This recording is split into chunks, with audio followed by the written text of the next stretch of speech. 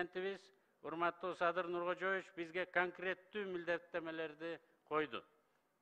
Консолидацияланган бюджеттин ресурстук бөлүгүн жогорулатуу үчүн кечиктирилгис чараларды берүү, жергиликтүү жана республикалык бюджетти, социалдык фонддун бюджетин, милдеттүү медициналык камсыздандыруу фондунун бюджети, бул бүтүндөй бюджеттик системаны камтыган закондор.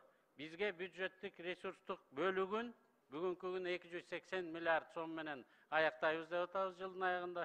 Урматтуу президенттин тапшырмасы 2022 жылы 400 миллиард сомго, 2023 жылга 500 миллиард сомго, ал эми 2024 жылы 600 миллиард сомдун тегерегине жеткизүү.